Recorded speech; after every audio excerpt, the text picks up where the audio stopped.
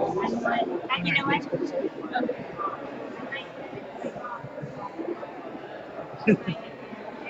Let me know how I did.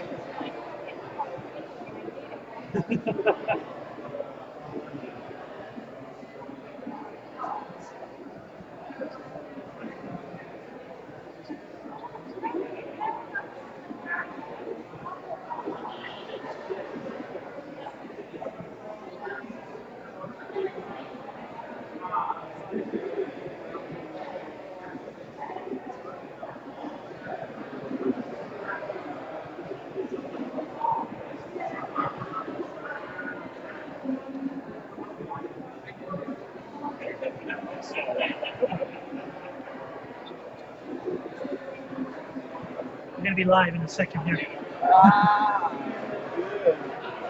You didn't have, but you have to. I think we're going to be good.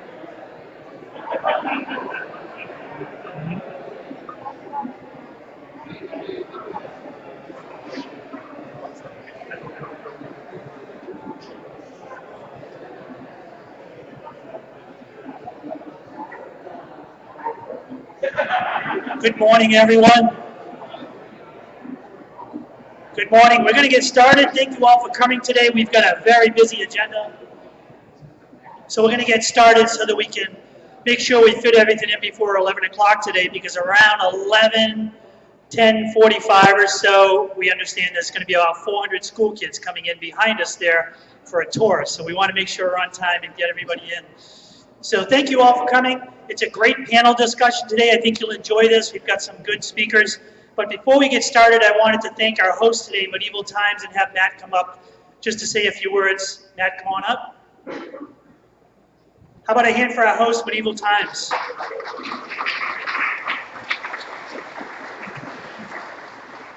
The one thing I wanted you to know, too, is we're recording today, so we've got a recording going on. We're on Facebook Live, so all of this is being recorded, and you can check it out later, and people can watch on Facebook if they'd like. But Matt? Good morning, everyone. I'll be very quick. I just wanted to say thank you all so much for allowing us the privilege to host. I really appreciate the opportunity. We are proud partners with the VRMA and most of you in this room as well. Medieval Times has been entertaining guests worldwide for over 32 years. We have entertained over 60 million guests since we've opened our doors in 1983. We have 9 locations in North America, Orlando being the first, and we really appreciate the opportunity to work with everyone in this room. Thank you all so much.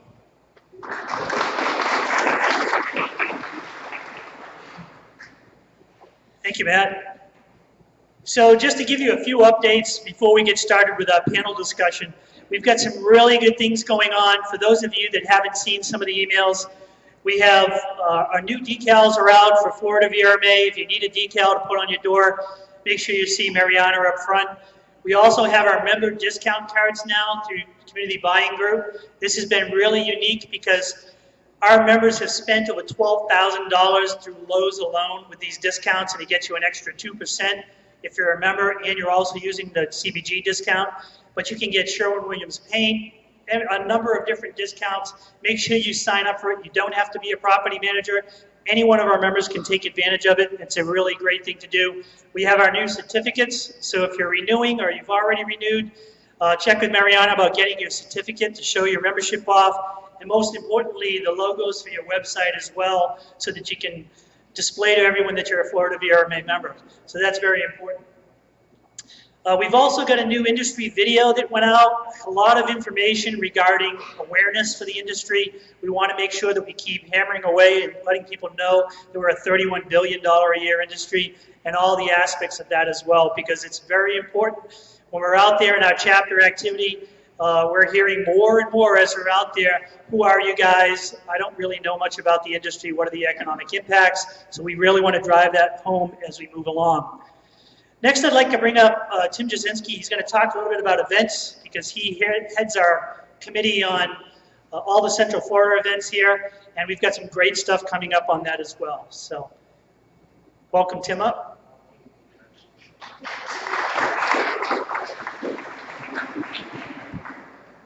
Good morning. Okay, so we have, the one thing I've been teasing you guys a lot about in the last few meetings is our annual gala. This is our awards gala, and I've been telling you a lot about, well, probably not a whole lot about what it's all about. I've just been teasing you a little bit. So today I'm going to tell you really what it's about. We're going to go with we're doing the Las Vegas theme. It's going to be held in a very unique venue. Maybe not unique to us, but a unique place to have this type of party or ceremony. And basically, it's going to be in one of the homes in Reunion. The limit for the amount of people that can be there is 150. So we need to so get your tickets fast. Now, I said this last year, and we didn't do that. So at the very end, we had to turn away about 40 guests because I was sold out and I didn't have the space to put people in. So I'm begging you, please sign up early so I do not have to tell you no. Okay, I want everyone to be there. Obviously, we could probably squeeze in a little bit more than 150, but right now my cap is 150. So if you want to attend this gala, and if you haven't attended in the previous years, it's a great gala. This year is going to be completely different than the last two. It's going to be a lot of fun. Las Vegas theme, which means we'll have poker tables and roulette tables, slot machines, all of that stuff. It's going to be a lot of fun. No cost for the gaming. You will receive X amount of gaming chips when you walk in the door. And it's really going to be a lot of fun. Then, of course, we'll still do an award ceremony, and it will be, your ticket will include dinner, which will be heavy hors d'oeuvres, but plenty of them, so it'll be a dinner, right? And also we'll have an open bar. So all of that will be included in the price of the ticket. So the price of the ticket is going to be $95 per person. It's only $5 more than last year. And then again, last year included food and 2 drinks. This year will include food and all you can drink safely. And we don't want anybody end up in the pool at the end of the night or anything like that, or in the beginning of the night for that matter. But so that all of that will be included. And then if you bring a group of 10, if you want to bring your office, then you'll get a $5 discount, so it'll be $900 for a group of 10. But obviously we cannot do this without our sponsors. And so we're looking for sponsors. We have sponsor opportunities to sponsor each poker table. Each table, you have the opportunity, if I'm not mistaken, we'll put your name on the actual poker table itself, on the green area. Is that correct, Nikki? On top? Okay. So on top of the actual table will be your logo. And then there's a few other, you can sponsor each slot machine. And then there's a couple other sponsorships. Just look for that information. That'll be coming out very, very soon. So we really appreciate that, but I'm super excited about this. Obviously, we couldn't do it without our double platinum sponsor, Jeeves Vacation Homes. They are actually donating the home to us. And again, it's how many square feet? About 12,000 square feet home. It's absolutely beautiful. Inside is gorgeous. On the outside by the pool, all of that is gorgeous. So it's going to be a unique venue that we've never done before, but absolutely beautiful. It's going to be a lot of fun. So so what do I need from you? I need you to sign up and register as soon as that comes available, and we need sponsorships. So as soon as that information comes out, please help us out with that. It's going to be a lot of fun and really worth it. And then obviously the next one is, the next thing I want to talk to you about is our annual meeting for the Florida VRMA. That's September 21st. That's our annual meeting. That's when we do our elections for the following year. And that is a full membership meeting. It's at Legoland at 8:30. Here's the catch. You have to register, or you should or need to register prior to the day of. That's the only way you're going to get free parking. If you register the day of or the day before, just register at least 3 days prior, because we need to get you the free parking passes. Otherwise, you'll have to pay the $17 or whatever it costs to park out there. So it's important that you register prior to going. That's at September 21st at 8:30 a.m. Another added bonus for that is we have arranged for you guys to be able to stay in the park and enjoy the park after the meeting if you wish to. So come dress warm or dress, I guess September will still be hot, dress warm or cold, whatever, dress comfortably or bring comfortable clothes to change into, but you can stay into the park for the rest of the day after the meeting. Did I miss anything? Nope. Okay, that's it. Look for the emails coming out about the knowledge. That'll be coming out really, really soon.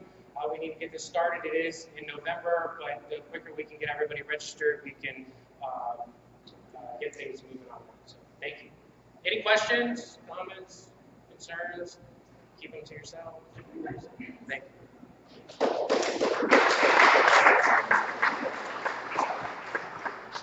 Thanks, Tim. A lot of good stuff going on. What I want to jump right into, though, is our chapters. As you know, our merger, the first of the year was Florida VRMA with CF VRMA.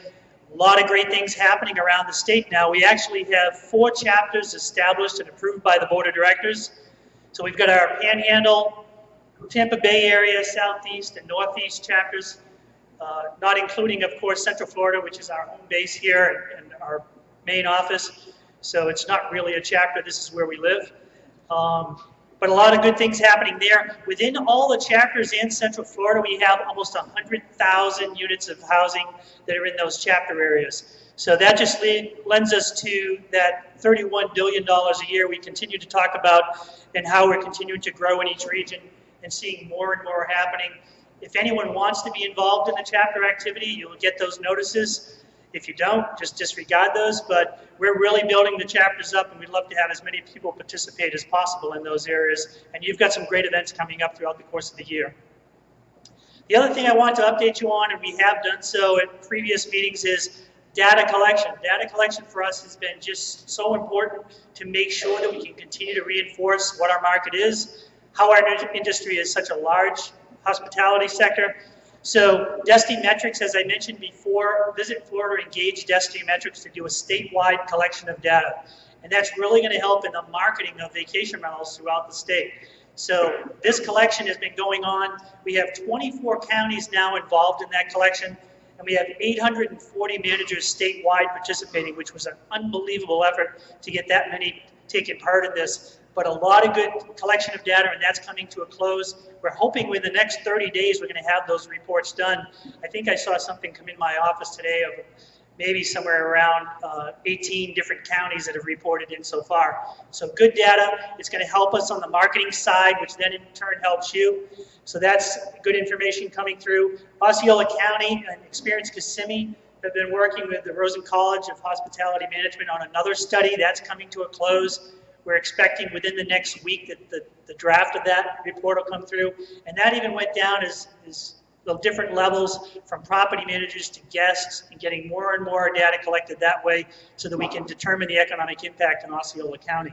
So those are some really important collections of data that we're working on. And I think once you see those results come out, it'll be very interesting for all of us to reinforce particularly what we're talking about as we're up at the state level and speaking with things such as issues today. We're talking about the legislative issues. Our Political Action Committee, FVRPC, I'll give you an update on that. We've got some great things going on, and we'll touch base on that as we go along. You all have some information out on your chairs today, donation forms and other things. We really thank all of those that have been contributing to the PAC. This really helps us in the legislative efforts to make sure that we're supporting those who support us throughout the course. We do have at ResFest this year on September 22nd, a special fundraiser. It's $200 minimum contribution to be there. You do have some information on that on your chairs as well and up in the front. We'd love to have you participate at ResFest with us and come on out on the 22nd. I believe it's 6 p.m. that evening. So we have a link on our website. You can get it on our Facebook site. Go to the FBRPC website and you can go on there and get some more information as well. But that's going to be a great fundraiser for us as we continue to raise some money to make sure that we're solidifying our efforts statewide. So now we're getting ready for why I think most of you are all here. We've got a great panel discussion today. As I mentioned before, we're recording this, so it is live on Facebook, and we're also going to be pushing out a recording of the event throughout the course of this morning on our Facebook site and on the website. But without further ado, I'd love to invite our panel up and introduce our panel. If you'd like to come on up and take a seat at the front table here. So what we'll try to do is, we've got some select questions we're going to ask the panelists. We're going to have some audience questions later on as we're going through the process. If there's something that you think you're going to forget and you have to answer, get an answer right away, raise your hand and we'll call on you. But definitely would love to get some great participation. And I'm going to introduce our panelists now to get started here. So we've got a good cross-section of speakers today that have been involved in the legislative efforts on vacation rentals through many, many different aspects. On our lobbying side, as many of you know, we have a full-time lobbyist at the Florida VRMA. That's Lewis, Longman, and Walker. I'd like to introduce Chris Lyon from Lewis, Longman, and Walker, who's right here to my left. Mr. Lyon practices focus on representing his clients' interests before the Florida legislature, the governor, and the cabinet, and agency personnel. He represents statewide associations such as the Florida VRMA, local government entities, and corporations in the fields of healthcare, technology, economic development, transportation, and other areas. Please welcome Chris Lyons.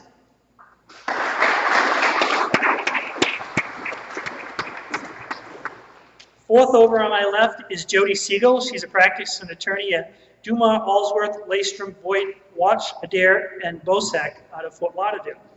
That was a mouthful in itself. I had to cut down your bio a little bit to get there. One of the oldest law firms in Fort Lauderdale today. We've been working with Jody and her firm down in the Fort Lauderdale area on regulations, as you've seen throughout the course of the last probably year. I think we've been dealing with some issues down in Fort Lauderdale. They specialize in land use, zoning, governmental, and compliance law, in addition to real estate and political strategy consulting.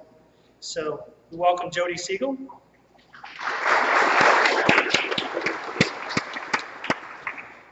Jennifer Green, third over from my left, is the president of Liberty Partners of Tallahassee. She's representing HomeAway here today. Liberty Partners of Tallahassee is a full-service consulting firm comprised of some of the strongest government relations professionals in their field. They offer a wide range of services, a wealth of experience, and demonstrate expertise in meeting all their clients' goals, specifically HomeAway and their efforts on legislative issues. So we welcome Jennifer Green to the panel.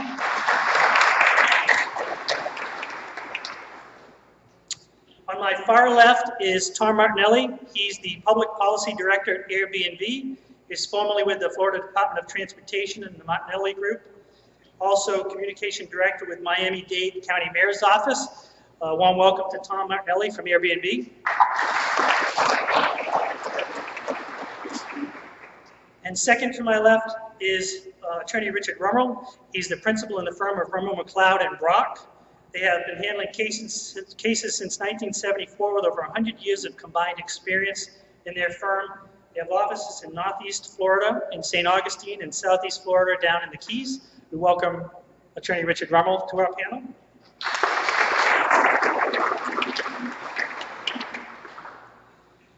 So to kick this off, I think it's probably fitting that we start with Chris from Lewis, Longman, and Walker.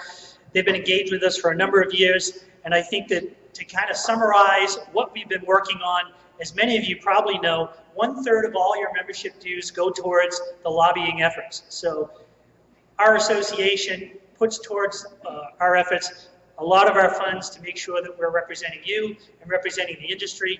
And Chris, I think, can give us a good summary of what they've been working on for the past few years. Thanks, Dennis. Again, my name is Chris Lyon. I'm with the law firm of Lewis, Longman, and Walker, and we serve as legislative counsel to the Florida VRMA. Also, that means we're lobbyists.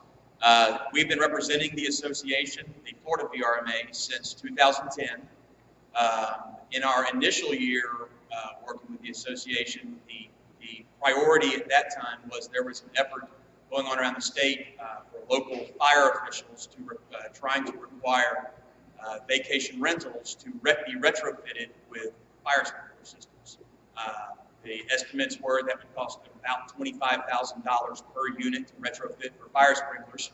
So we worked with the legislature, and in our very first year working for you all, we passed a preemption at the state level that would prohibit that from occurring.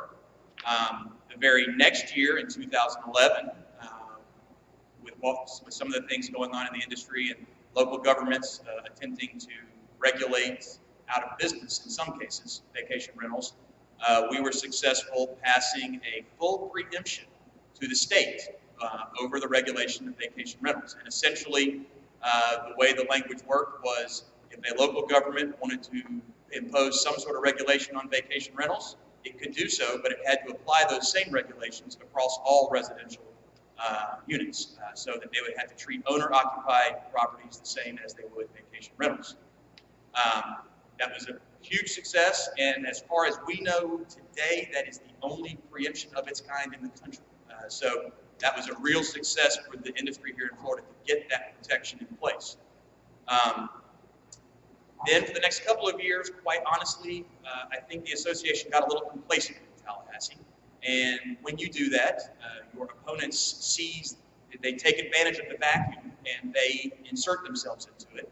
And in 2013, sort of some of the rumblings began from local government about how onerous this preemption was, that they couldn't do anything to control some of the problems that were going on in their communities. So in 2014, we saw a bill filed by a very powerful senator, probably the second most powerful member of that chamber, that he only filed 1 or 2 bills that year, and this happened to be one of them, that would completely repeal the preemption that we passed in 2011. So that would have completely undone the work we did. And then it would put all of the power back in the local government's hands with no restrictions on what they could do. We worked furiously that session in 2014. And ultimately, at the end of session, we were able to come to a compromise with the local governments on a modification to the preemption that essentially said, all right, local governments, you've asked for the ability to regulate vacation rentals. We're going to give it to you. But there's 3, what we call holy grail. There's 3 things you can't do. In your regulation, you can't prohibit them, and you can't limit the frequency of rental or the duration. So anything else is fair game. You just can't touch the holy grail. That was 2014, and the League of Cities and the Association of Counties shook hands and agreed. The association agreed that we could live with that. And the very next year, in 2015, they were right back in the legislators' offices complaining that even that preemption, that law was not sufficient. They needed more control. They wanted, to be able to do more things. Where we've been just in the last year, I went back this morning and looked. In 2016, there were no less than 7 bills filed that would have in some way affected vacation rentals, and primarily through repealing or modifying the preemption that we passed in 2011 and then was modified in 2014. So vacation rentals are still a hot topic in the legislature. There was really only 1 bill that, of those 7, that got any momentum. And it was a bill that would have repealed the vacation rental group licenses that you're able to get through DVPR. It would have also, one of the big things in it from our perspective that was troubling was it would have required the state to yank your 509 license if you couldn't prove that you had met all local regulations and rules relating to vacation rentals. There was also some language in there requiring your DVPR license number be on all advertisements for a particular vacation rental. So we worked with Jennifer from HomeAway, and that bill did make it on an agenda for a committee meeting, but we worked like crazy and got the votes to kill that bill. And once the sponsor of the sponsors, there are actually 2 sponsors of it, Republican sponsors, so this is not a Republican Democrat issue. This is across the board. Both sides feel strongly about this. We were able to secure the votes to defeat that bill, and once the sponsors of the bill recognized they didn't have the votes, they asked for the bill to be temporarily postponed or not considered by the committee. So that's sort of where we've been up through 2016 and some of the things that we've done on behalf of the association. Again, I'll reiterate, you can't get complacent. As soon as you let your guard down, your opponents, in this case local government, they're going to seize on that opportunity and do whatever they can to gain more control, try to gain more control over the industry. So we need you all to remain engaged. I'll put a plug in for the political committee. This is the way business gets done in Tallahassee as well as capitals all across the country and in Washington, D.C. We need money to support those who support us. We need money to be able to educate these members that help the industry. So please, I don't want to sound like a telethon or something, but please, if you're able, dig deep and support the cause and help us help you. Thanks. Thank you, Chris. And it's a good idea that we can have a telethon instead of an 800 number. Whatever works, I guess. But jumping around a little bit, Jennifer actually worked on some bills. Indirectly we see some of these bills come through, and indirectly they do affect our industry as well. And they worked with Lewis, Longman, and Walker on one of the condo bills that came through. So maybe touch base a little bit on that, Jennifer? Absolutely. Is it on? It should be. One of them that wasn't working, so just making sure. As Chris mentioned, there's always legislation that's coming up, and I think what's important to note, in addition to plugging your pack, which I will do as well, we have term limits in Florida, and just because we had a successful last session in killing a bill, of the 160 members in the legislature, 40 senators are all up, or usually half and half, but of the 160 folks that are going through this election cycle, I think it's almost 60, it's like 58, 59, that are going to be brand new members. And so that, if you think of that, 60 of 160 people who've never heard the issue, they've never heard the argument, they don't understand how bad the issue may be, it's just a lot of education to do. And it's really important, particularly in these open seats, to talk with these folks, because we're seeing a trend with 8-year term limits. You either have individuals in the House and Senate who've come from local government, they were a county or city commissioner or mayor, or when they're done with their 8 years, they're starting to run for local government, which, some of the folks that have been the strongest supporters as Republicans have been strong on business issues, all of a sudden start changing their tune their last year or two, because they're going to end up running for county commission, city commission, and obviously home rule is a big issue for local governments. So in hitting on the environment with what Chris mentioned, there's an environment in Tallahassee with this legislature about less regulation and pro-tourism. So I think that's helped the cause in general. We have represented HomeAway for a couple of years now, and also have previously currently represent some of the other online travel agencies and folks in the tourism industry. And it's interesting, when tourism is doing well and tax dollars are coming in, it's kind of hard to sort of monkey with that. When things start to go into a downturn, and that's when local governments complain about revenue and that type of thing. In terms of this regulatory environment, what's been interesting to me is to see, as new companies like HomeAway's been around for a while, but companies like Airbnb and others come into the industry, that there's this big question about, this is a big bad group of folks that are not going to help tourism in Florida, and it's completely the opposite. Businesses are driven by the needs of consumers and the wants of consumers. So if there wasn't a business or wasn't a need for it in Florida, companies again would not be coming in and trying to do this. The issue that we talked about just a minute ago about condos, we were working on a piece of legislation for a different client.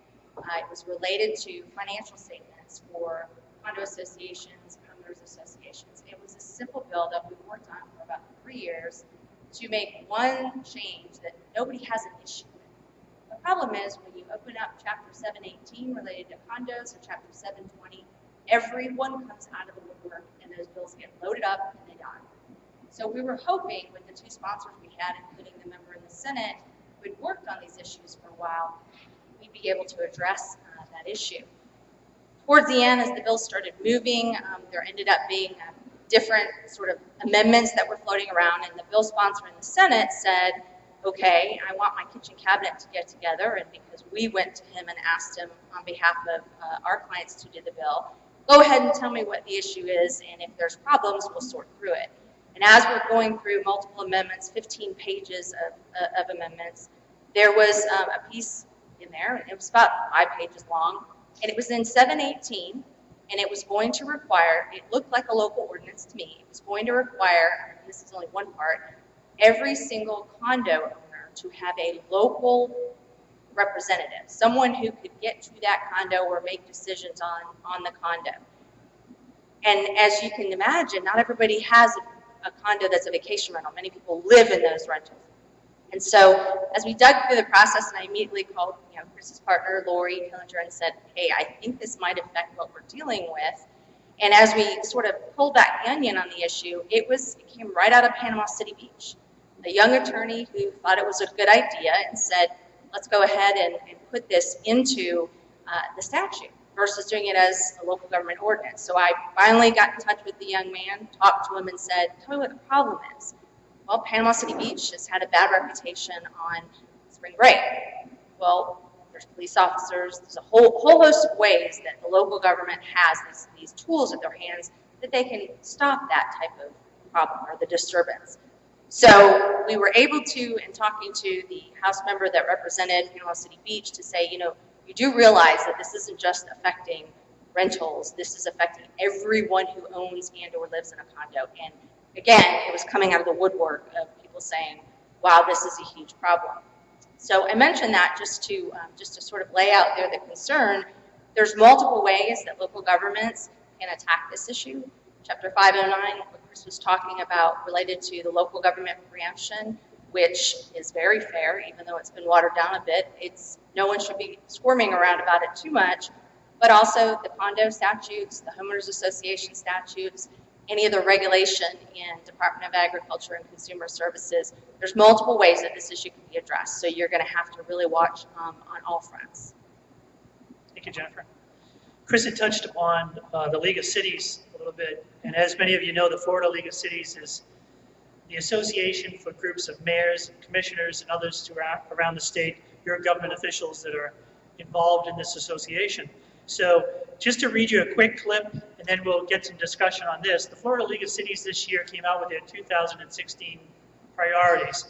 And at the very top of that priority for vacation rentals, this is their comment. The Florida League of Cities supports legislation that repeals the state preemption of the regulation of vacation rental properties in order to allow local governments to regulate such properties to protect health and welfare of residents, visitors, and businesses.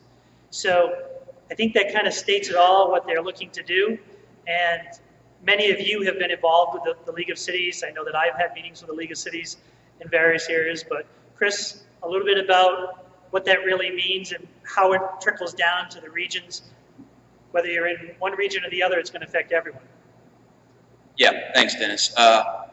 So you heard it right from the horse's mouth. That's what they want to do. They want to repeal that preemption that we passed in 2011 that protects the industry, the only one of its kind in the country. That's the only thing that limits their ability to regulate vacation rentals. And in fact, if they want to regulate you right out of business. So, while they would like a full repeal of the preemption, I'm not sure that's realistic in this day and age. As Jennifer mentioned, while you do have members, again, I don't really see this as a Democrat-Republican issue. You have opponents and proponents on both sides of the aisle. But what you'll have is you have some members that are siding with local government on the issue. They're having issues in their community, in their district, and they're listening to their local governments and trying to do something about it. As Jennifer mentioned, we have some strong members who are firm believers in economic development. They understand the economic impact that the industry has on the state. They're property rights champions and see this as a property rights issue. That, hey, just because the owner may not live in the house doesn't mean their property rights are any less than the owner who lives in their house next door. So we have champions on, there are champions on both sides of this. So I don't necessarily see them being successful with a full repeal because of the folks that we have in our camp. But I think the attempts they're going to make, although last year there were bills filed that would have fully repealed the preemption, I think you're more likely to see bills that chip away at it, that weaken the preemption that's there. That's what I envision. And dealing with the League of Cities is one thing, because that's one group that speaks as a voice for the cities. There's also the Florida Association of Counties, which also engages on these issues, but perhaps not to the same extent that the League of Cities does. Perhaps the more difficult thing about dealing with local government is not dealing with the League and the Association of Counties. It's that each of the 67 counties has their own private lobbyist. Each of the 450 or so cities, not each of them, but probably the vast majority, probably 90% of the cities have their own lobbyists. So in addition to fighting the League of Cities lobbyists and the Association of Counties lobbyists, you're fighting literally dozens of private lobbyists representing individual local governments around the state. So that's where the battle really lies. But you know, that's what I see. I see them, you know, probably chipping away at things like tax collection issues. You know, whether the manager should be responsible or whether the platform should be responsible. I see them probably trying again the thing about having to post license numbers on advertisements. I see all these things. In the preemption that we passed, there was a grandfather provision that we were forced to put in there that grandfathered in any ordinances existing as of the date the bill became law. Local governments are complaining about the grandfather clause and how they're interpreting it. We interpret it differently. I would envision them trying to come in and adjust the grandfather clause to their liking. I would envision attempts to perhaps put a minimum stay requirement. Last year we saw a bill that had a 7-day minimum requirement, which of course we know in this area particularly that would be devastating to have a 7-day minimum. So those are all things that I could envision the league and the city's individual lobbyists trying to pass this year. They would love to get a full repeal. I think that's going to be tough. But those are some of the issues that I see coming down the pike in 2017. Jody, did you have something on it? I think the bigger issue is that not just you have all these cities lobbying, but you have, and these counties, that you have all these cities and counties implementing ordinances. And then the bigger issue becomes that until you hire a litigator like Rick to go ahead and litigate these ordinances or litigate against these cities and counties to challenge them, that you have these ordinances that are actually implementing these kinds of rules and regulations. Like in Lauderdale by the Sea, they have a 7-day minimum requirement in Broward County. And in the city of Fort Lauderdale right now, they have actually taken that 2015 language that was proposed in the legislature, and they are putting in the requirement right now as proposed to post your certificate of compliance number and in any advertisement that you post with Airbnb, HomeAway, any of those different advertising. And in addition, you have to put all of your local licensing requirements anywhere that you post your advertising online or in any magazine anywhere. So the local governments are taking this a step further, and until you go ahead and challenge this in court, you really don't have any options. So I think that there's a bigger issue on education and informing your politicians locally to understand about vacation rentals, because most of them are misinformed by neighbors. The neighbors tend to be a lot louder than the industry members, unfortunately. They come out to the meetings a lot more often than the industry members, because those industry members that are doing a good job out there are just trying to run their business like honest, good business members. And the neighbors that have those people next door to them that are not running their businesses like most of you are coming out to the meetings day in, day out, week in, week out, complaining. And that's all that your local government politicians and staff are hearing. And so to all of you, you've got to get out and inform and educate and make sure that your local government hears you and that you get a voice in this process. And I think that your political action committee, just like Chris said and everyone else has said, is going to give you a voice, a much louder voice than any of you are getting right now.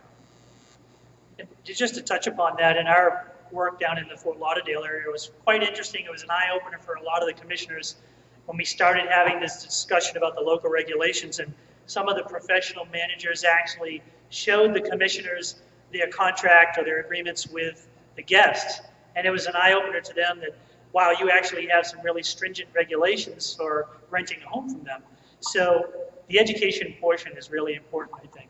I mean, as an example, we just had a workshop a couple of weeks ago, and there was a neighbor in the workshop, and you know, her neighbor who is engaged in the business of vacation rentals and is not following any of the rules, the house is in foreclosure. And so, you know, to that end, this neighbor is not going to pay his lender. He's not going to follow any rules. He's not going to be compliant with any vacation rental rules. He's obviously not going to comply with any rules. So, you know, that is a very poor example of a human being, generally. That is not a good example of a vacation rental industry member. It's not a good example of a homeowner. It's not a good example of any person that's going to follow any kind of rules. So to bring that person as your typical model vacation rental owner or manager or any other type of model citizen, that's just a person that is not going to follow any rules of any kind. And so she was sitting using that as the model example, and that is just not practical. Well, we're going to jump around a little bit here, but I'd like to go right next door to Wilton Manors, and I know Attorney Rummel's been working on Wilton Manors with some of his clients and some of our members. A little bit about what your thoughts are on some of these local regulations. Thank you very much. I'm kind of loud by myself, so I'll try to keep this away from the mic too much.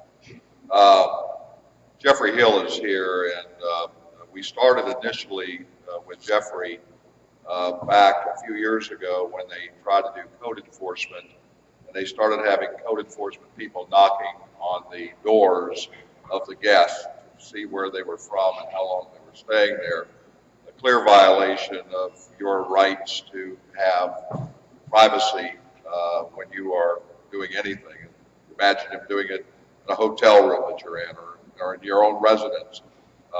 And so what has happened, unfortunately, and we've been in this since the initial case of Rollison versus City of Key West, and then the case in Venice, Florida, against the City of Venice, that ended up having to pay $300,000 in fees and costs. And then in St. Augustine Beach, and then Anna Maria, and so we've seen this not only locally but also nationally. And I guess, did you do the handout? Was that available for everybody? All right. If you look at the little handout that I've said, I think the important point of all of this litigation is really pretty straightforward. What happens is that all government is local, without a doubt. And all action is local, without a doubt. And because of that, I don't know how many of you all have attended a single county commission meeting. Can you raise your hand for me? How about a city commission meeting? How about a zoning meeting? Okay, all of these meetings have in it either the current or the soon-to-be current city commissioner or county commissioner. All are sitting right there. They're sitting right in front of you. And every one of them wants to be elected, and particularly in those areas that have term limits, as you've already heard today, that term limits are now having people become members of the school board if they've been term limited out. We've had a former mayor in Jacksonville who has been the state representative, mayor, school board member, and now is back to the city council because term limits effectively cause you to do this. And the real issue from a litigation point of view is this. Unless you are willing to take on, in so many different ways, the onerous and what I consider to be a removal of your absolute property rights, this will continue to happen. And I've got an illustration of that.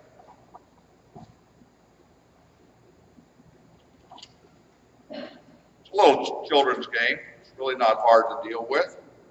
Pickup sticks. How many of you all have ever played pickup sticks? In any part of your life, or with your children or grandchildren or anybody else, okay? I want you to assume that these sticks constitute all of the property rights that we have. And I'll give you a sample of the ones that we have. We have the right to mortgage our property. We have the right to give it to our heirs. We have the right to rent our property. We have the right to sell our property. We have the right to limit our property. That is, we can give it for a life estate. That is, for as long as you live in it, and it'll be sold upon that period. We have reverse mortgages that you can use on the property. We have a gazillion number of property rights. You know how important this is from a litigation standpoint? There are only 2 juries that require 12 jury members in the state of Florida. Only 2. One is if you're taken away for death penalty. The other is taking away your private property rights. So let's talk what happens when you take away one. I'm just going to get rid of less than 7-day rental. Let's get rid of that one. If I go to Miami Beach, it's 6 months, so I have to get rid of that one. If it's for 3 times in a calendar year for 30 days or less, I have to get rid of that one.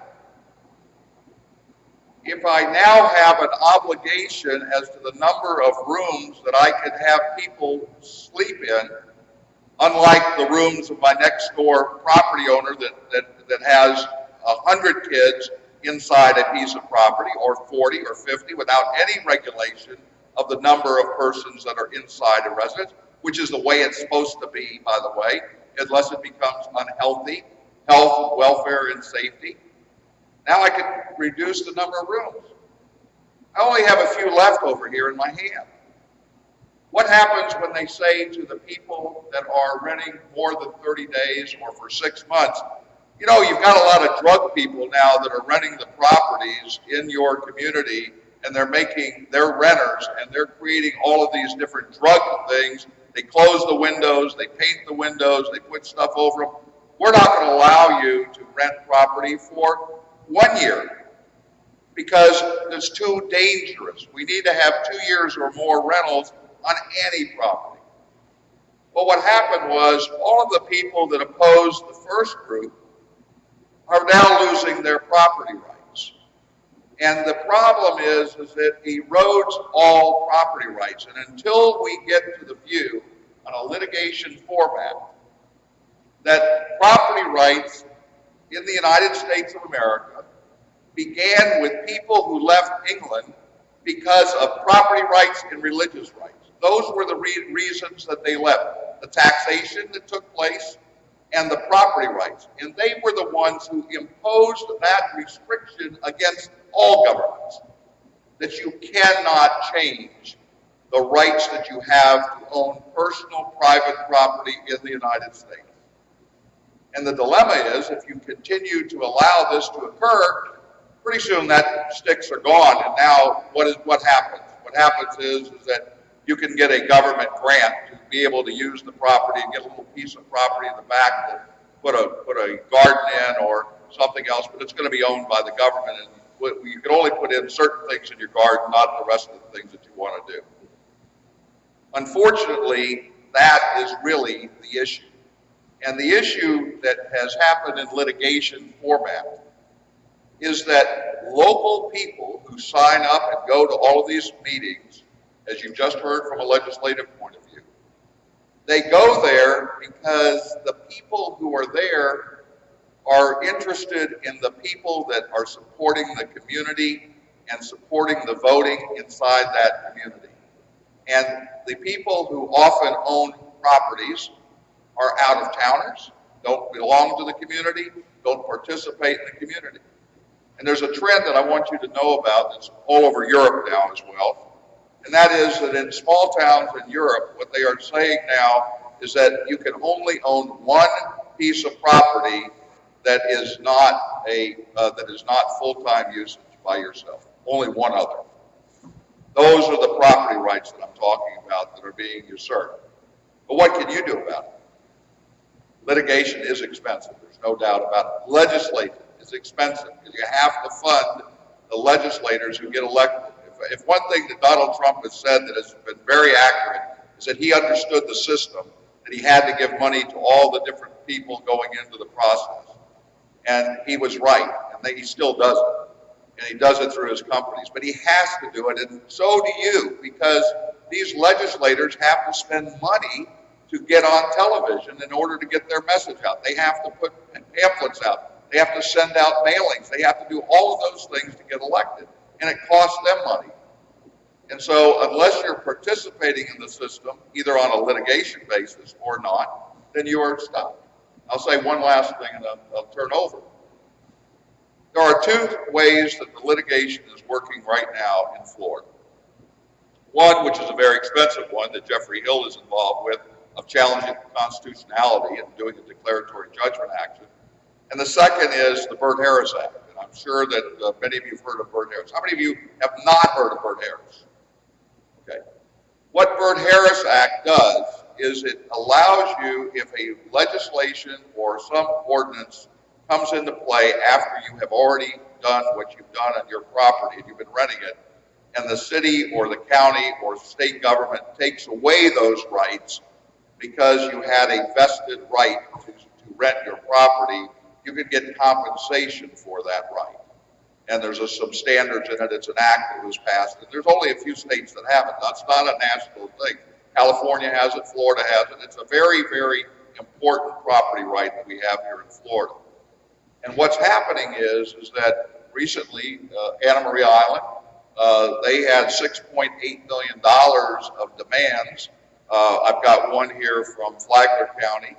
And what you have to do is you have to hire an appraiser that can go in and tell you what your losses are. And then you make a demand under the statute to do it. And then if they don't agree with it, they can come back with a counter proposal and you can either agree or disagree. And then if you don't, you go into court. But what that does, it allows you to get compensation for your loss. The problem with that is very simple, and you're going to find more of this in the legislature as well. When you have municipalities that are faced with $6.8 million, which they cannot afford, they give in to grandfathering in those properties in lieu of proceeding to have to pay the money. They know that they're going to lose, so they say, okay, wait a minute, why don't we do this, this, and this in order to allow you to have more rooms, or it'll be unlimited time. That happened, by the way, in Key West. What we ended up doing in the Rollison case is we ended up getting for everybody 15 years, which is an amortization of the amount of time that you would have for value of your property to be able to rent the property for less than 30 days under a given time frame. So there's ways to do that. But all that does is it throws actually acid in your face if you're a city, because it's the only way that you're now being forced to do it. And there's going to be some limitations. I wouldn't be surprised that Byrd-Harris starts affecting that, and you would look for legislation that limits it as it relates to short-term property rentals, and saying that that's not the kind of thing that we contemplated by the Byrd-Harris Act. Chris, did you want to touch base on, I know you're involved in the Anna Maria Island Byrd-Harris claim? Well, let's be clear, I'm not involved in the Anna Maria Island Byrd-Harris claim. My firm is. But, I think Rick nailed it. I mentioned already that Florida is the only state where I'm in the country that has the preemption in state law over local government regulation. And the other big protection you have that hopefully tempers local government's actions is the Byrd-Harris Act. And, as Rick mentioned, there are two ways to go about challenging these. And one is challenging the ordinance itself, which is being done around the state. And then the other is, once the ordinance goes into effect, then trying to implement the Byrd-Harris action to get compensation for the estimated losses, the loss in value to your property. But Rick has hit right on the nail on the head with the pitfalls of the Byrd-Harris route. So, yeah, I mean, it was a favorable action in the particular Anna Maria case.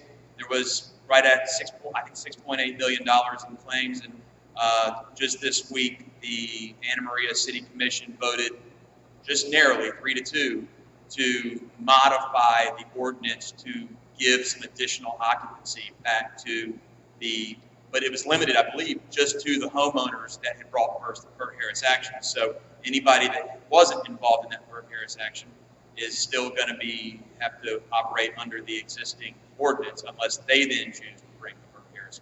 So that's the state of affairs in Anna Maria. Tom, to go to you in the Miami Beach, I think you've been involved in the Miami Beach resolution that just came out, and they've now deferred it, I think, to September. But that was based on occupancy, I think, or was that one of the big complaints? Good morning. Yeah, the issue on the beach is, to my understanding, related to the zoning infractions that some of these hosts are having or being subject to, because they are, I think, violating the current zone and code in Miami Beach. What they're asking for is that one meeting called for a doubling of each fine. So from 2 to 4, from 4 to 8, from 8 to 16. And currently they're fining hosts very, very strictly. We're trying to get in there with the beach just to figure out how it is that we can at least hit the brakes for a moment while we can come to a resolution. But this is what we want to do. We want to get regulated as an industry in Miami Beach and across the rest of the state. Unfortunately, it's about getting in at the local level, having some of our hosts, give the message similar to what Jennifer was saying earlier. So that's what's going on down there. Hopefully, we can come to a resolution soon. So jumping around a little bit here, but talking about the Barrier Islands Governmental Council resolution that went to the governor. As many of you know, I think we sent a notice out to all of our membership that 11 cities had sent a letter to the governor basically saying that they're looking for a repeal. They want more control back to the cities.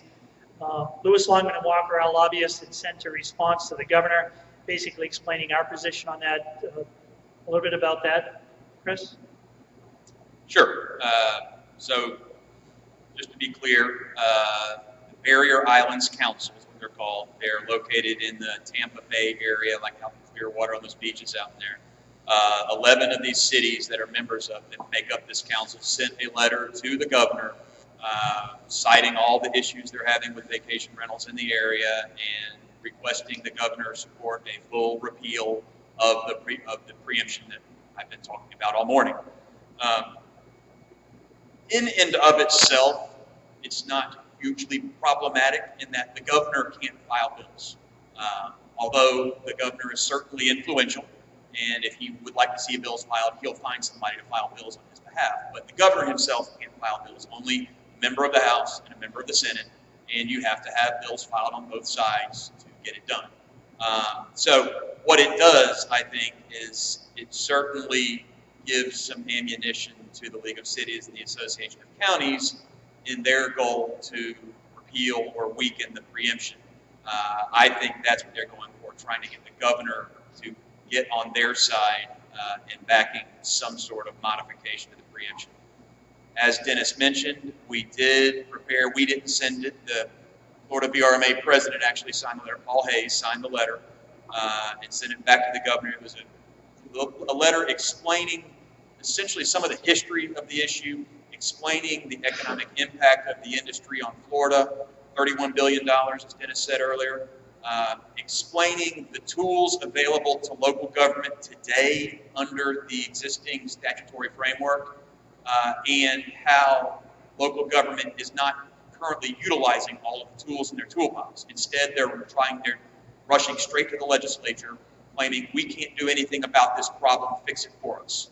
Our position is there are tools in the toolbox that they can use to legally regulate vacation rentals. They're just choosing the easy way out. So that's my thoughts on the Barrier Islands Council letter to the governor. Jennifer, did you have something? Just to add to that with Chris, obviously the governor, yes, cannot file legislation, and if you've read the paper at all in the last 7.5 years, This governor, his #1 focus has been tourism/jobs. So it's also, you know, good to come back with a counter on that standpoint. I would say, you know, pull together your data. You look at one company like HomeAway, they have over 1 million listings in 190 countries. And if we just took what the listings were in Florida, perhaps even segmented by north, central, south, but looking at the state in general, you start adding that together under the VRMA umbrella, that's representing a lot of jobs and a lot of tourism revenue. And that should at least push back a little bit on the concern that this is a rampant problem. So I would say, again, focus on pulling together any data that you all have.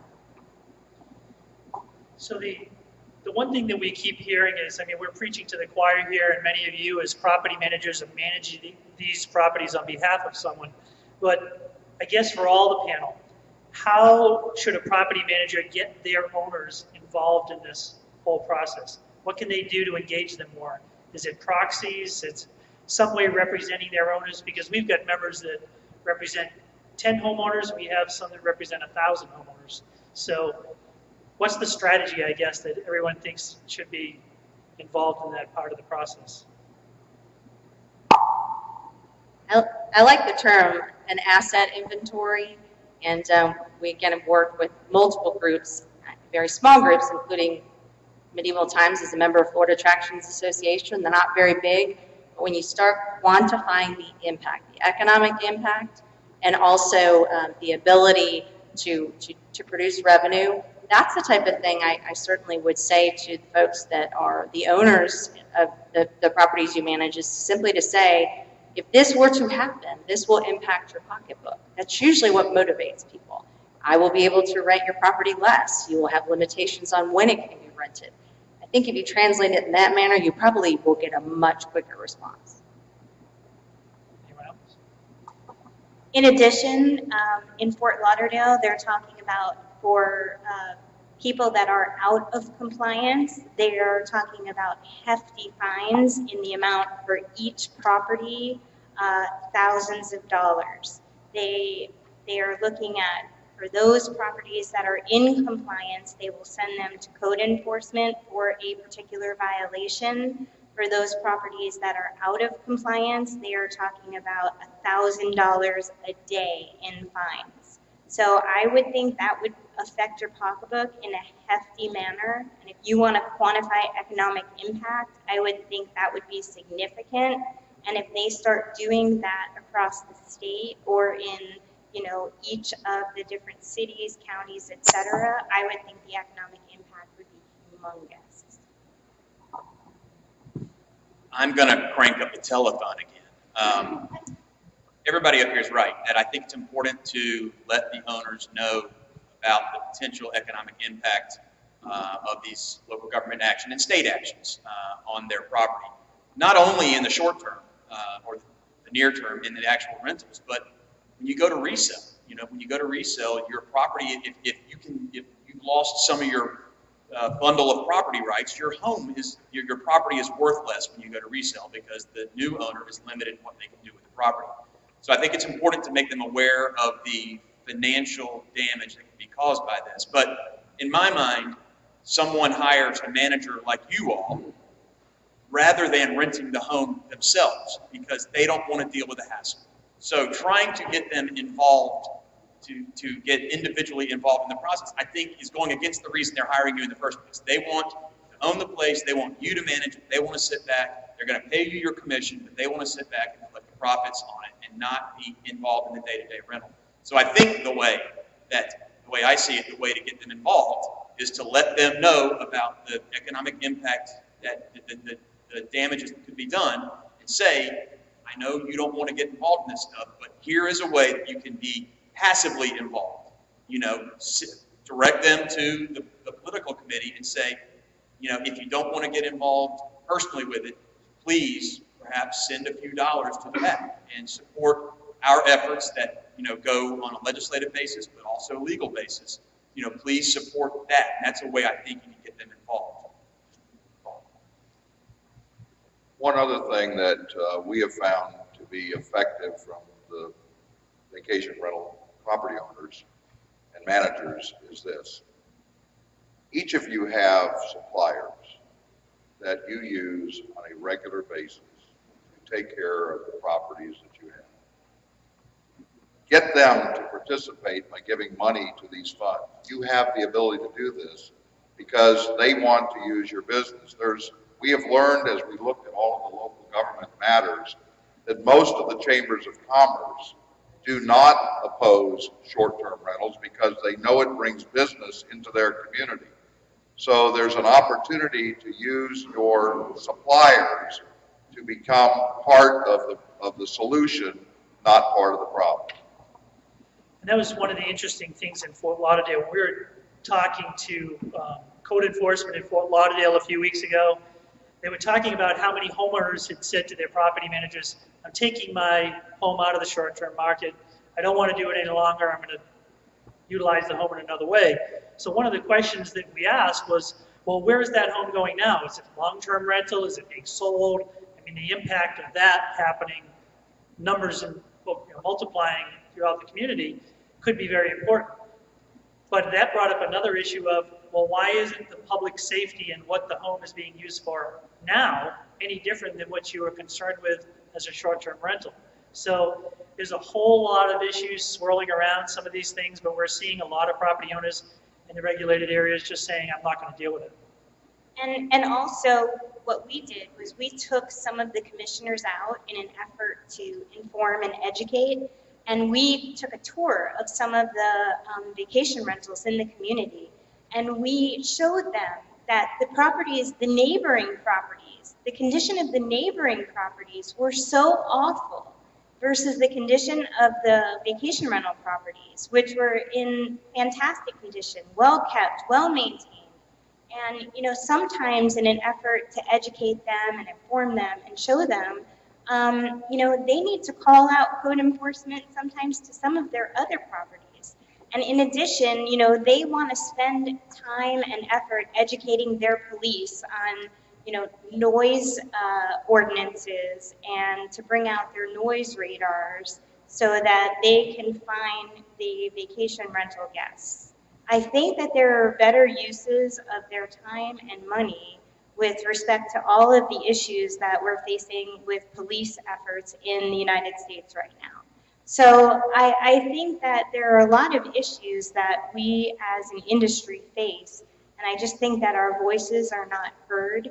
And also to the end that Dennis was referencing, don't forget that you have people that are servicing your homes. You have alarm companies, you have garbage companies, you have a whole host of industries that you can turn to ask for donations to the Political Action Committee. They are servicing your homes and the owners homes.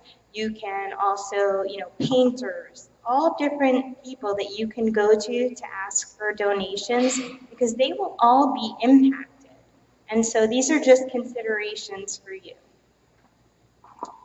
The other thing we wanted to touch on is a couple of weeks ago, there was a letter sent by 3 U.S. senators. So talking now on the federal level, a letter was sent to the Federal Trade Commission for a full investigation of short-term rentals throughout the United States. So we're not only on the local level now, we're the state level, we're talking about the federal level. Any thoughts? I'm sure most of you have seen that. If you have a comment? Sure. It's interesting. At the very least, congressional intention, good or bad, is a real testament to the growth of this industry. As it relates to the actual letter and the content of the letter, we certainly respect the senators, and we're definitely listening to them. We want to work with them. We want to certainly provide whatever it is that we can.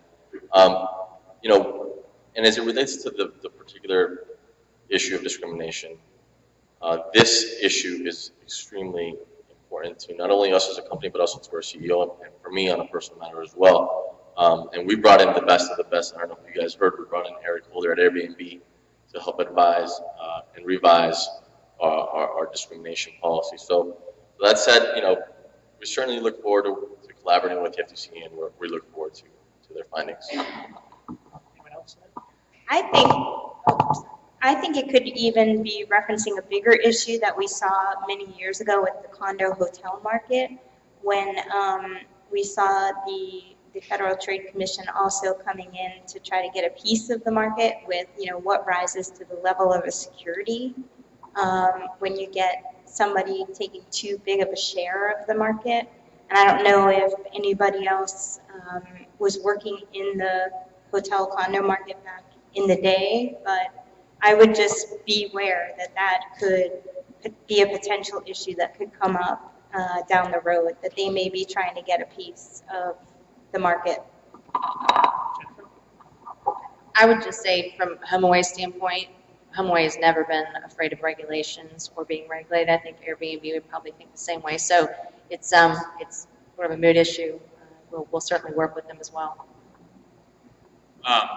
When I read the letter, interestingly, I guess everybody read things differently. While the three senators all, the complaints they had in their letter, when I read it, even though they referenced short-term rentals, which would include vacation rentals, hosted versus non-hosted properties, I really felt like they were really targeting Airbnb, hosted rentals. But as this is an example of what can happen legislatively, whether it be at the federal level or the state level, is that while they may be looking at Airbnb in this instance, they're now suddenly, through their letter, roping the entire industry in as well. And I could see that very same thing happening in Florida. With Airbnbs, their increased profile around the country and, of course, in Florida, there are folks getting interested in regulating Airbnb.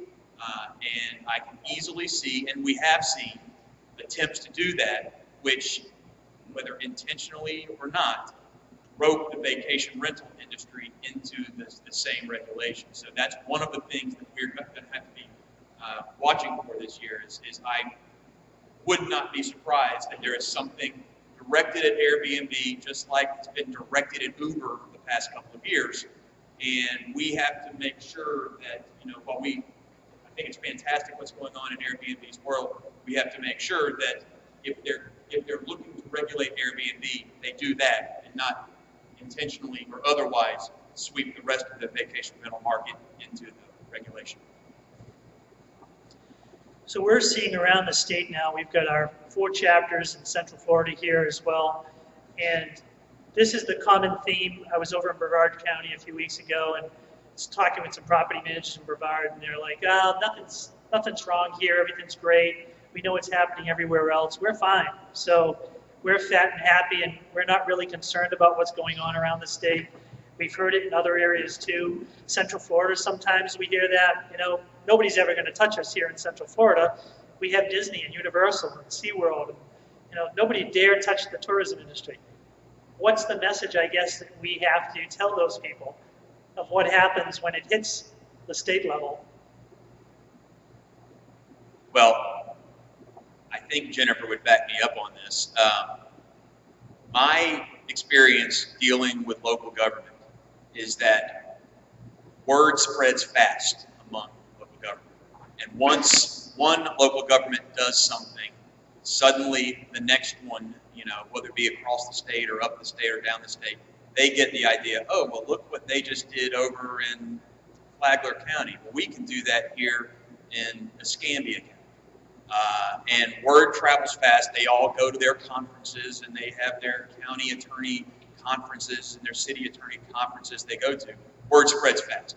So while it may not be a problem today in your area, history tells us it will be at some point. That's my thoughts. From a litigation point of view, the case that we have right now in Wilton Manors is a good example, just like the Fort Lauderdale example that's going on. The various regulations, which many of them are very, very onerous regulations. I'll give you a for instance. In a same unit, there is one property being used for vacation rental, and the property next to it, inside the same building, is being used for long-term rental. The long-term rental pays $90 a year, and the short-term rental pays $900 a year to be able to do that. I'm probably wrong in the numbers, but that the example is pretty accurate.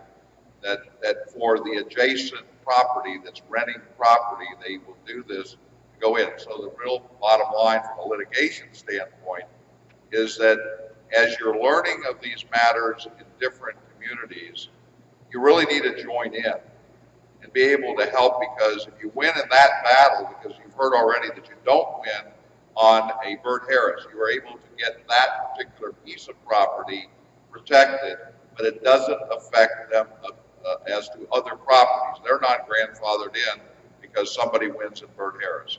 So from a litigation standpoint, it is very important to get involved early and often. So the word, I guess the word is no one's safe when it starts going.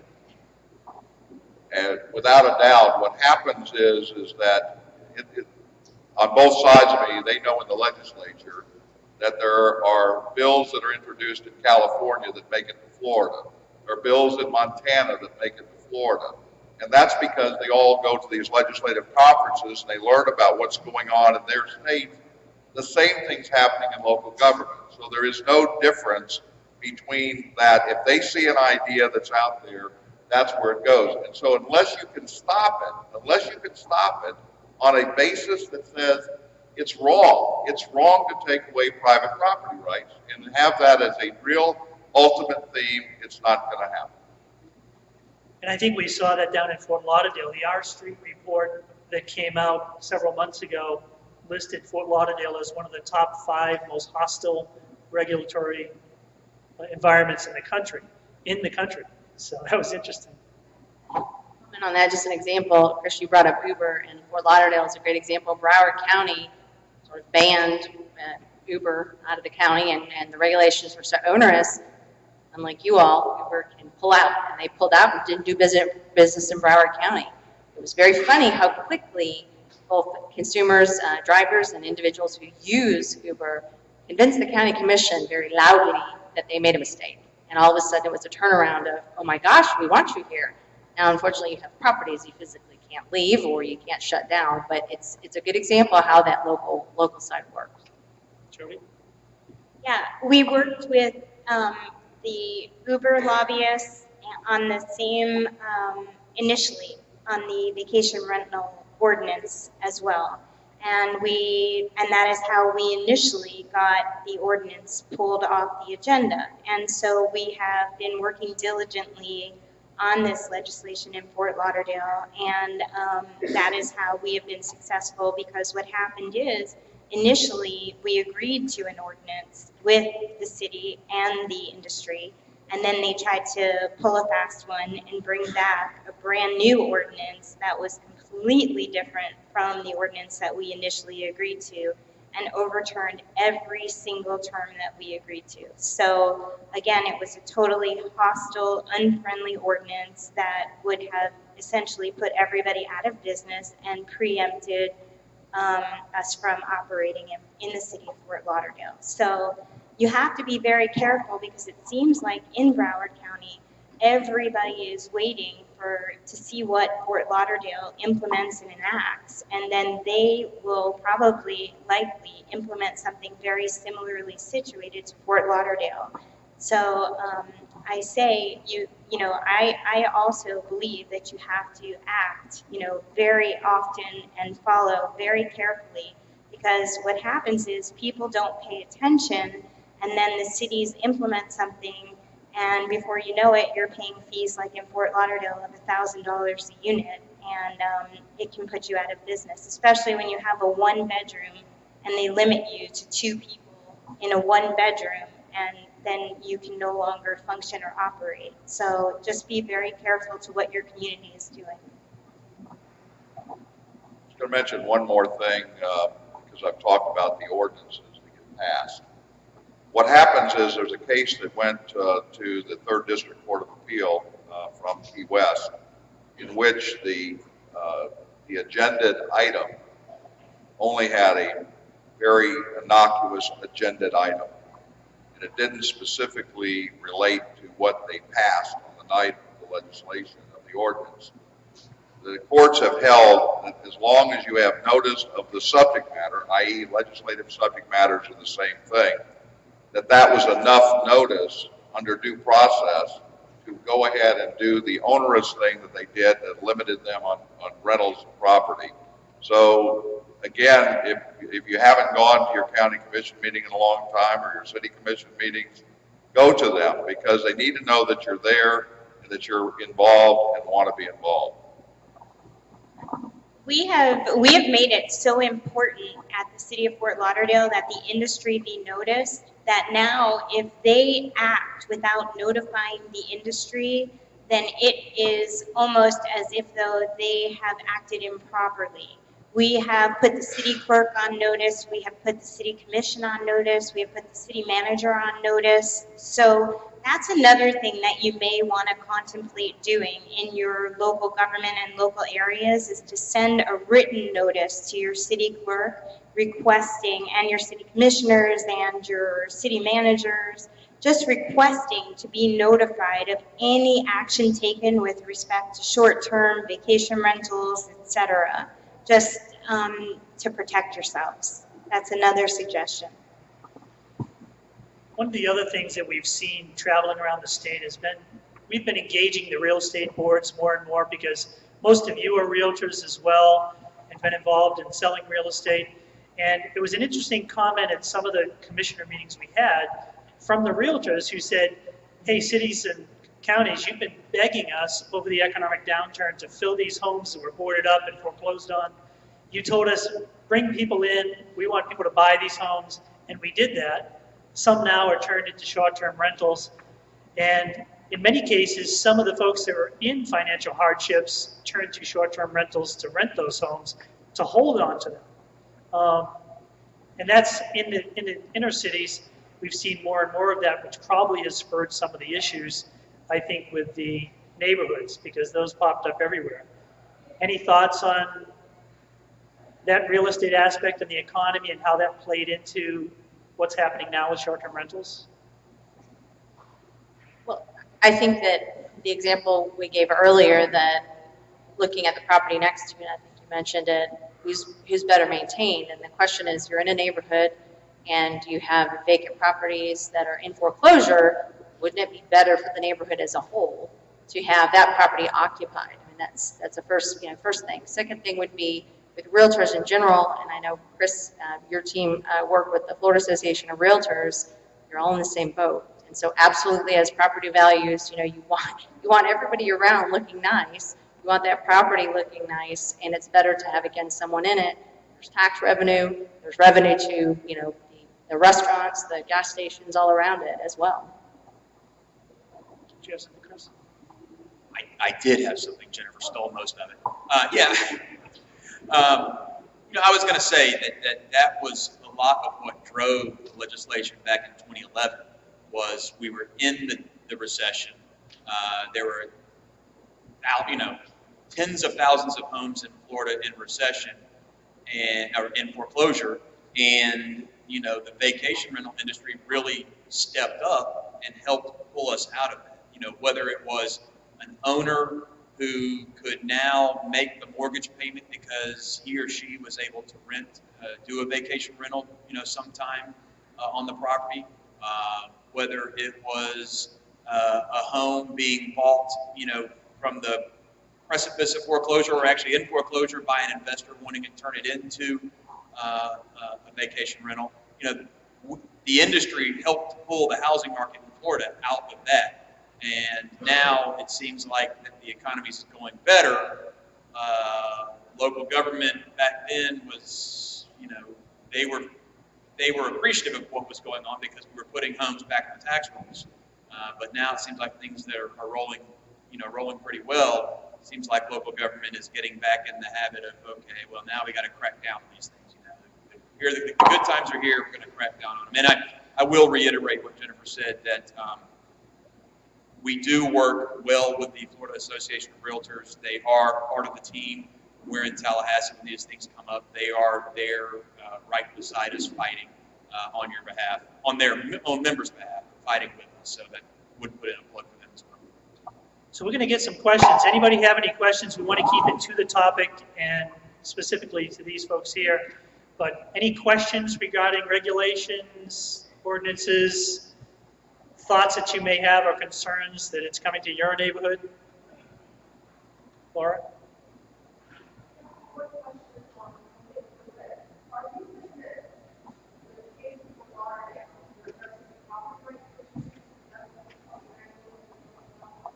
And the question was the property rights issues in Fort Lauderdale so that we can get it on the record. Rick? First of all, there's two. There's in the Fort Lauderdale area. There's one in the city of Fort Lauderdale and one in Wilton Manors. And so the Wilton Manors one's the one I'm involved with in the litigation. They somewhat mirror each of the requirements that are there, including the increase of fees and those things. There's no litigation involving the city of Fort Lauderdale ordinance presently. And so they've been working around that. That's one of the comments here. But the one in Wilton Manors has a lot of the items, and it may have some effect, as I've been listening today with Chris as well on the legislation, because what we have done is we have challenged some of the very unconstitutional requirements. And so they may use that to say, well, wait a minute, we've tried to do this at a local government level, and now we're being challenged at the local government level. Where can we go? We need state relief in order to protect ourselves, because we're going to lose on this just because we have a few things that really are irresponsible. What's that matter about it? And so that's the dilemma that you have, and that's why the litigation is really important. You can't do one without the other, because if you don't have the enforcement side along with the approval side, there's no reason for the people to then agree to make those changes unless they happen to believe very strongly in private property rights. And so far, we have not seen people, regardless of their political affiliation, of being able to stand up and talk about private property rights, because it's a local level problem and people go to the local level to complain about it. And if they're being elected, that's where it is. So that's my response to that.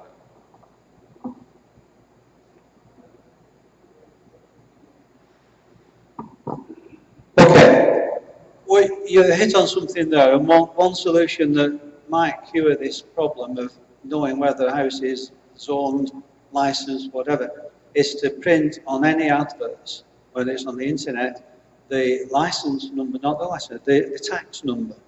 Because it seems to me that all these other local authorities have no idea how much tourist tax and sales tax is being collected. So they don't have a figure. Now, we suggested in the past, whilst it might not be from the legislature, is to make it voluntary, that we all put on all our ads, whether it's on Surrey's or Live Res or wherever, the tax number of the house, so people will start to see it and start to become accustomed to using it. The problem comes with Airbnb, HomeAway, VRMA, they won't do it. Now I know that the tax collectors have requested this, and it was turned down. So a very simple solution that costs us nothing is to have a voluntary written down number that we all put on all our ads of the tax number for each individual unit. And I'll address that on behalf of HomeAway and then send it over to you. The difference with HomeAway right now in terms of what the company is, they're an advertising platform. So they are not handling like you all. They're actually not handling the property. They're not handling the transaction. They're simply handling an advertisement. I don't think there would be a real opposition to having a license number or something else listed. The problem is what does that solve? Okay, so there's a license number registered. That doesn't resolve the fact that there might be a problem with the rental, there may be a problem or a concern. That's the tax portion of it. Local governments struggle. Walton County, I've got a place in Walton County, and they send out every year with our trim notices a questionnaire, and it's very nice and it's very supportive. But the vast majority of people who don't use professional managers or who might advertise on Craigslist or something else, they are not even collecting or remitting at all. So it's sort of a question of the camel's nose under the tent of what do you get when you list that? It's great to see it's legitimate. The next step is going to be give us the address to the property. The next step is going to be give us the property owner, which if you have the address, you know who that is.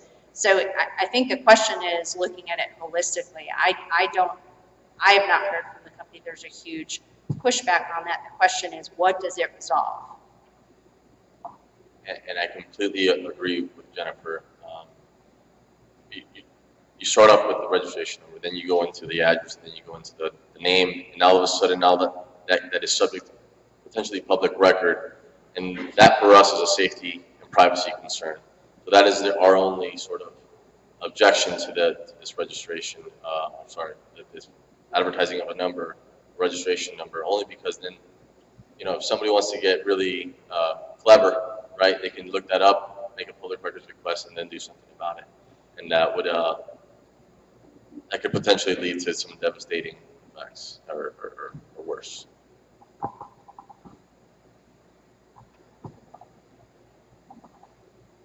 Perhaps there should be like an emblem, like is legal, because the platform itself can contact all the various authorities to say it has tax, it pays tax, it's licensed, it has insurance, it's above board.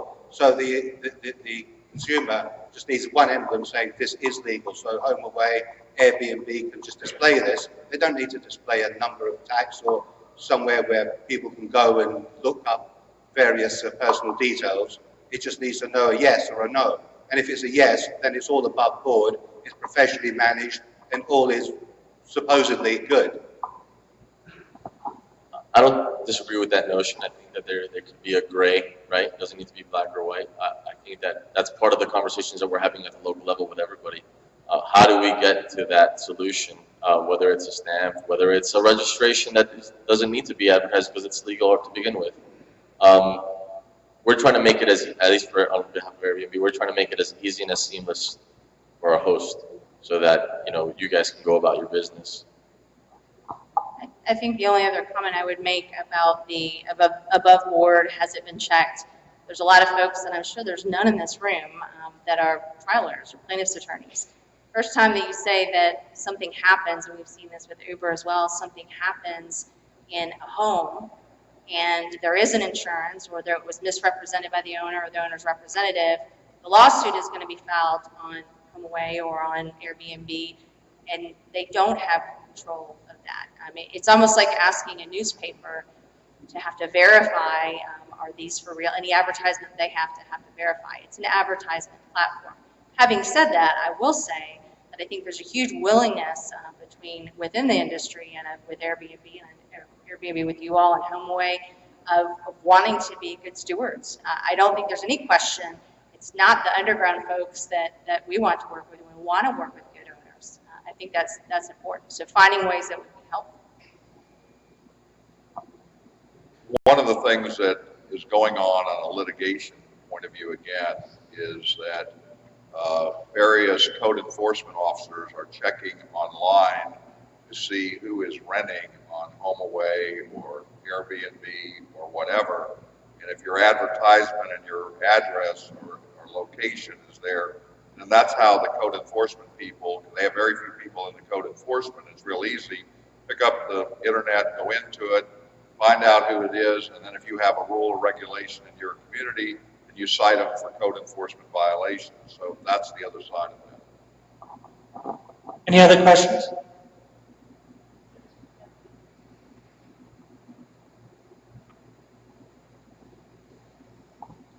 Well, mine is kind of a comment question. I've been living with this since 2007 when code enforcement in Wilton Manor started knocking on our doors attempting to enforce an ordinance. The only problem is that ordinance didn't really exist. So we filed the suit in 2009 and we won. So since that day, the commission and mayor of Wilton Manors have been saying, we've got to get them, we've got to get them, we've got to find a way. So we had a little bit of relief in 2011, and then 14 came, and they were on the warpath. It's about the complacency. It's about, you know, the county or the city that says, you know, we don't have to worry about it because there's nothing going on today for us. But the reality is it's going to. You know, as long as some of these cities start getting these ordinances pushed through, more and more cities are going to do the same thing. So in this process, we watched, Wilton Manors began to watch Fort Lauderdale as they were developing this ordinance. They watched and watched and watched, and then they decided to create an ordinance that was very similar, except they decided that they would go further. I guess my comment might be to Jody. I can't figure out, after going to that workshop where basically none of the commission showed up, they send their staff to listen, but they have no power to do anything. We tried for 2 years to work with the commission and the mayor, saying, let us help you. We know how to do this. We do it right. Let us help you create an ordinance that will actually solve the problem, not an ordinance that is just a bunch of words to keep those who come to every commission meeting quiet, who want to bitch about the bad home next to them. We don't want the bad homes either. But they create ordinances that don't actually solve a problem. So they created the ordinance. We told them for 2 years that we would help. They wouldn't listen to them. We told them every time that if they came up with an ordinance that was too overreaching, that we would sue. Within days of them doing it, we sued. I'm having trouble understanding Fort Lauderdale. They have thousands or 1,500 vacation rentals. They went to the workshop, many of the owners and managers saying, this is unfair, it's unconstitutional, but let's comply and pay the $750 fee. I'm just curious what's going on in Fort Lauderdale and why they're willing to accept this. I don't think that they're willing to accept it. I think that many of them felt that they had, you know, no alternative than to at least come into compliance and try to work through the issues. And so now what we're doing is we are working through the issues. And I think what it takes is that, you know, litigation, as I'm certain you know, is very costly. And, you know, sometimes that's the only alternative. But many times, you know, you get more with honey than you do with other things. And so we are continuing to push and push and push. And when you get one willing participant, like we have at this point, 1 or 2, you know, remember, we only need 3 votes. And so at this point, there's been some turnover in staffing, and the person who was the director of code enforcement / vacation rentals resigned this past week.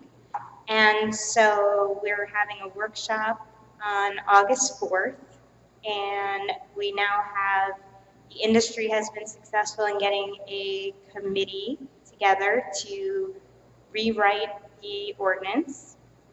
We'll be having our second workshop on Thursday, and in the hope of successfully putting together a more reasonable workshop. But remember, you have to stay on top of these issues involved, and it takes a lot of time and a lot of effort and a lot of work. And so let's see what happens. You know, I can't make any promises to anybody, but I am working very, very hard, and I can only hope that we're going to come to a more successful result. Adding to that, one of the things, and you've heard it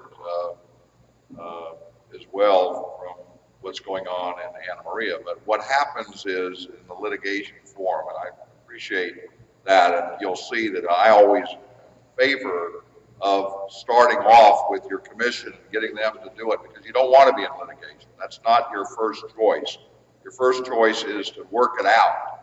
But what's happening is that people don't want to work it out. So what we've ended up doing in litigation to our clients is we've been able to, in a mediation, which you can't do in a court process, we've been able to add things into the mediation that gives our clients something different than other clients. Now that's not the end result because it doesn't solve the problem, on where we are with vacation rentals, and that is that it requires both legislation and litigation in order to solve the problem. It's not going to happen otherwise, because unless there's some strong argument legally that does not allow them to do the bad things that they are doing, there's no way to just get the legislature to change that until there becomes a trend to be able to do it. So you have mediation in litigation that is outside of the court. It could be a confidential settlement agreement within the mediation format, and you can do a lot more things with that than you can in the litigation result that you get. Just to quickly piggyback on Jody, the August 4th workshop is crucial and is extremely important because we're expecting folks to come out against the industry.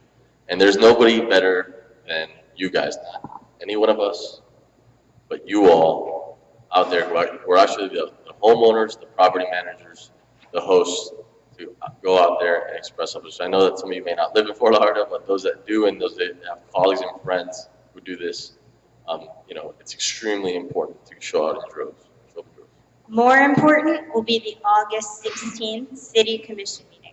Forget the August 4th workshop. I'll handle the August 4th workshop. The August 16th City Commission meeting, that will be the most important meeting because, you know, the staffing and all of those issues I can handle. It's the commissioners that need to hear from the industry. Those are the people that matter because they're the ones that vote. And so if anybody wants to come to a meeting, that's a good one. And I think that was very important from the start of the process in Fort Lauderdale. When we went to our very first meeting a year ago, I think we were outnumbered. There's probably 6 property managers and 60 neighbors that were complaining. Yeah, I'm being... Last meeting, I think we probably outnumbered the neighbors 10 to 1. So we continue to grow in size. Our voice is louder. But it's the thing that you've got to do to make sure that you're turning the tide on it all. Participation. Particularly here and even in Osceola County about a year or so ago, we had an issue with the school board looking to put a 16% increase on the impact fees. And many of the builders of vacation rentals came out and said, hey, we're not causing people to go into the school system. We're building homes that are short-term rental and dedicated to short-term rental. What did you do with the $10 million we gave you last year for all those homes in a certain community that is only 5 permanent residents? So it really took that to start pushing back to slow down some of these aggressive regulations and things that are coming out. So any other questions before we wrap up? I think we're right on time. We're going to end in a little bit of time here so everyone can stick around, and if you've got questions of the panelists. Any other questions? Great. Thank you very much, panelists, and thank you all for being here today.